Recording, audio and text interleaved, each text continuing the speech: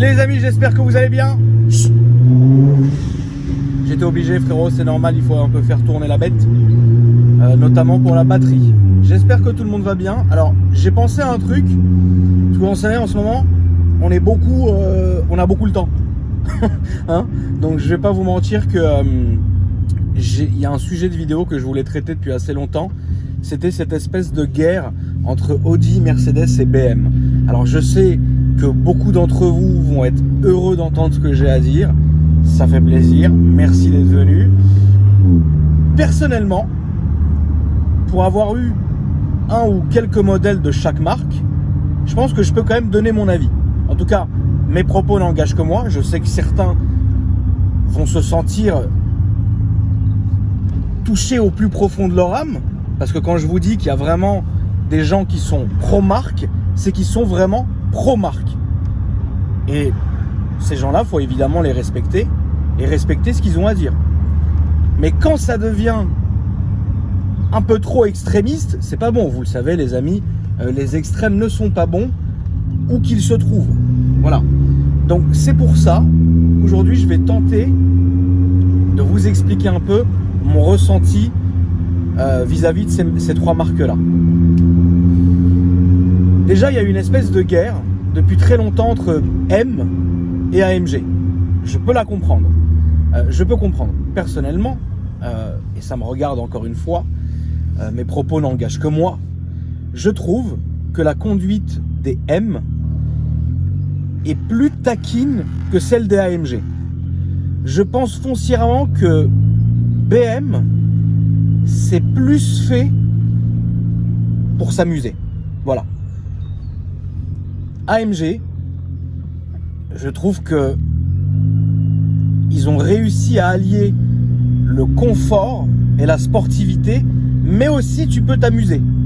Mais encore une fois, personnellement, je trouve que si on devait comparer un M3 F80 à un C63S, j'irais vers le F80. Je n'ai jamais eu de F80, mais j'ai le M6, j'ai eu des M3, j'ai eu un M5 en V10, et c'est vrai que la conduite des M, elle est plus vraiment genre, tu t'amuses vraiment bien. Et c'est pas traître. AMG, ça roule très fort. C'est des super voitures, extrêmement bien étudiées. Mais je trouve que c'est un peu traître. C'est-à-dire que BM, même si ça part du cul, même si, vas-y, tu vas pouvoir prendre un travers somptueux, eh bien, je trouve que, par exemple, Mercedes, bah, tu vas pas avoir le droit à l'erreur. Et là, tu es en train de regarder la vidéo, tu vas me dire, bon, c'est ça que c'est bon. C'est vrai, c'est ça que c'est bon. Mais d'un côté, je trouve que BM va pardonner plus d'erreurs à ses conducteurs que AMG. Vous voyez, ça, c'est un ressenti personnel. Et je me sens plus souvent en confiance pour faire une petite conduite, tu sais, un peu on va te hagar en M plutôt qu'en AMG. Ça, c'est vrai. AMG, c'est très bien, tu t'amuses, ça glisse, ça part, ça marche très très fort, il y a une reprise de malade. Mais il manque ce petit truc, en tout cas à mon niveau. À l'instar de Mercedes, là, je vais vraiment y aller pour le côté confort. Ça, c'est sûr.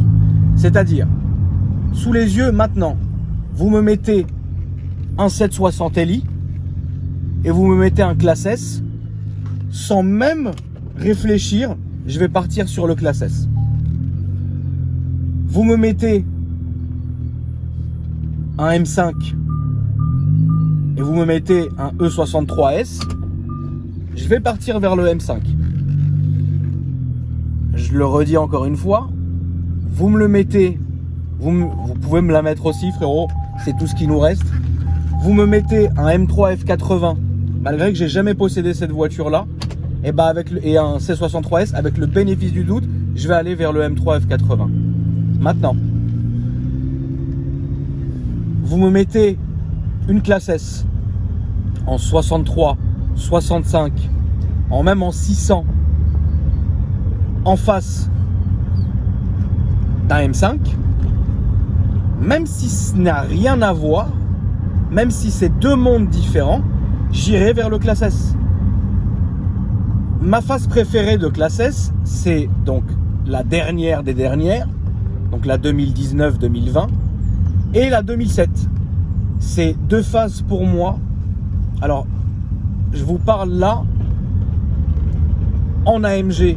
Je trouve que les séries de 2007 sont sublimes. Elles sont tassées, elles sont comme ça. Les ingénieurs, quand ils ont fait la voiture, ils se sont dit, tu vois, celle-là, il n'y a que des Saouds chelous qui vont l'acheter. On va leur faire plaisir. C'est comme ça que je vois la création de cette voiture.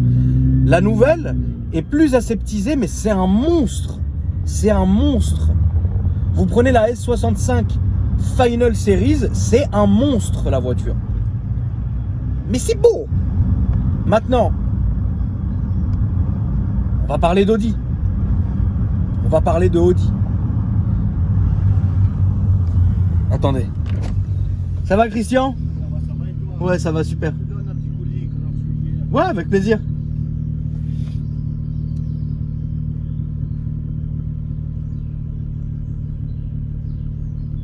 Merci mon Christian, c'est adorable.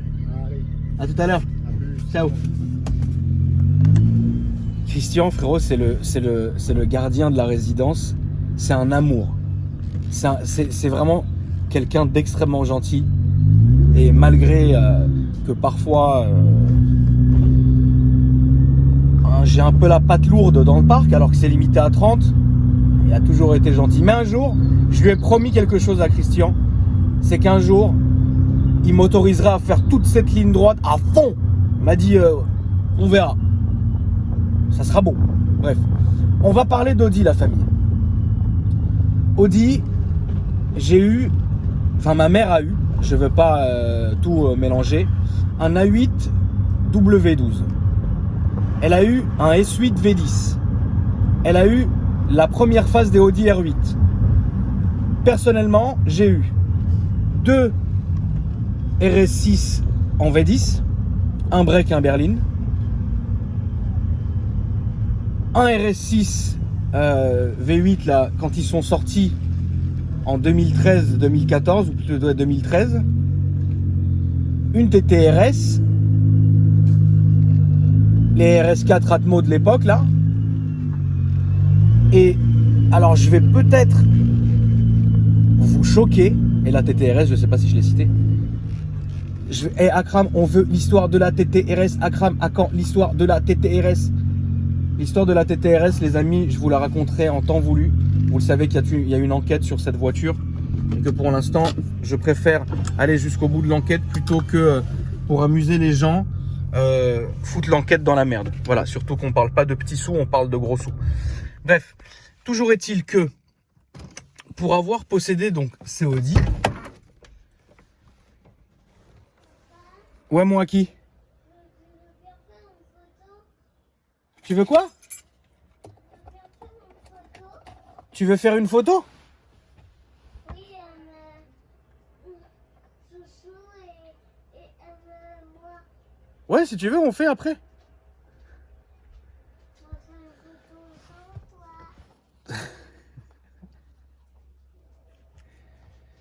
Donc, attends, parce que j'aime pas quand le petit marche sur la rambarde, ça me rend ouf. Voilà, c'est bon. Ouais, c'est mon cœur, il s'arrête, frère, quand il marche là-dessus, c'est un truc de ouf. Et donc, du coup, pour les voitures que j'ai eues de chez Audi, les deux seules qui m'ont vraiment choqué, genre vraiment choqué, la RS6 V10, elle m'a choqué. Parce que c'est une voiture... Honnêtement, je pense que c'est l'une des meilleures voitures que j'ai conduites. Ça marche, plus que ça devrait marcher. Ça tient la route comme jamais vous avez vu une voiture tenir la route. C'est beau, c'est agressif, mais ça peut être aussi très discret. Donc en berline et en break, je parle. Donc c'est des voitures qui sont, pour moi, extrêmement abouties. La RS6 V8 que j'ai eu. Donc pour vous donner une image, c'est exactement la même que GMK. N'avait pas la violence du V10, mais elle avait une gueule complètement... c'était inédit d'avoir une gueule comme ça. C'est pour ça que j'ai beaucoup aimé cette voiture. Mais à la conduite, je répète, je préfère la V10. La toute dernière que j'ai essayée sur ma chaîne, vous avez laissé, qui est encore sur ma chaîne, la toute dernière, je trouve qu'elle a une gueule, mais magnifique. Elle est sublime. Mais il lui manque ce petit côté même ce gros côté que la V10 n'avait pas. Que la V10 avait, pardon. Et donc du coup, mon choix irait vraiment vers la TTRS. La TTRS, c'est une voiture qui déjà est dans la phase que j'ai eue moi. Je parle pas des autres phases, je parle moi de ce que je connais. C'est pas français ce que je viens de dire, mais vous avez compris. Dans la phase que j'ai conduit, pardon, je trouve que déjà que c'est une voiture qui était très jolie, qui était sublime. Ça marche comme jamais, c'est très léger. Ça fait le boulot, il n'y a rien à dire là-dessus. T'accélères, ça s'arrête plus d'accélérer, c'est très vif, mais c'est aussi conduisible tous les jours. Et c'est là où je vais en venir, c'est que je pense pas qu'on puisse comparer décemment Audi, Mercedes et BM en fait. Je pense que personnellement, ce qui se rapproche le plus d'une comparaison, ça serait Mercedes et BM en fait. Mais je pense pas qu'Audi puisse rentrer dans cette entre guillemets compétition, parce que pour moi Audi c'est quelque chose à part. Et vraiment, soit on aime vraiment Audi, soit on n'aime pas en fait. Je vais éternuer, c'est sûrement le pollen. Je prie qu'il n'y ait pas une crotte de nez qui sort.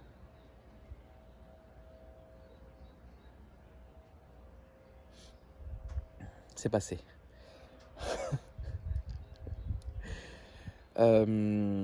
Audi, c'est à part. Audi, c'est vraiment à part. Je suis pas pro Audi.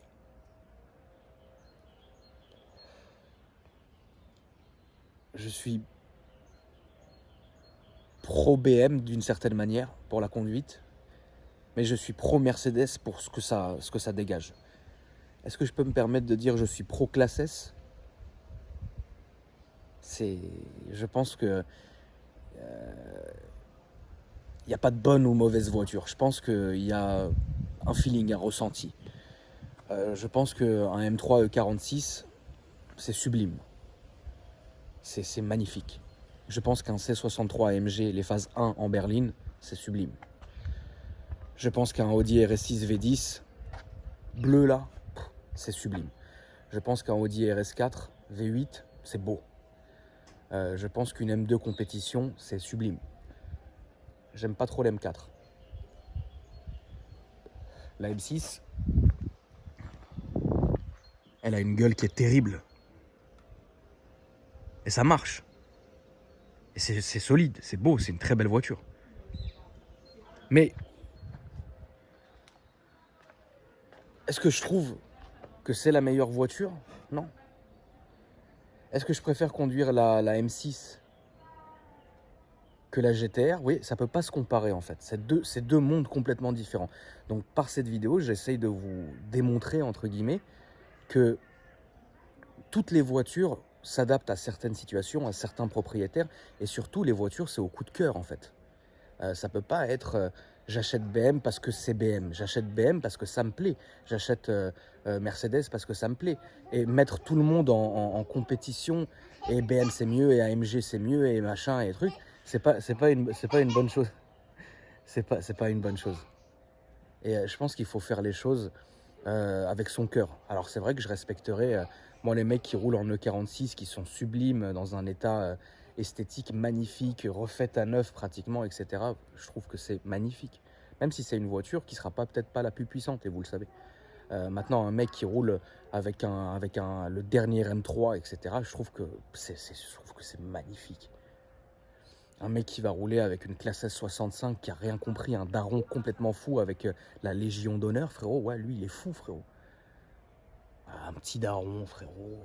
Un petit daron de 33 ans, 2 enfants. Qui vit un peu reclus, tu vois. Avec une belle S63 blanche. Ça peut être joli. Tu vois ce que je veux dire? Un mec complètement fou qui vit à la campagne, qui roule en M5 bleu électrique, c'est joli aussi. Tu vois ce que je veux dire? Un mec qui fait 2 mètres, 140 kilos de muscles, tatouage partout, qui roule avec un gros RS6 comme ça, c'est... Waouh! Je trouve que chaque voiture va avec chaque personne au final. Tout ce que je peux dire, la famille. Je vous laisse sur ces images de mon tigre du Bengale, frérot. Et je vous embrasse très fort. Prenez soin de vous, la famille. Et je vous dis à dans 2 jours pour une nouvelle vidéo. Ça va, Tartouche? Tartouche?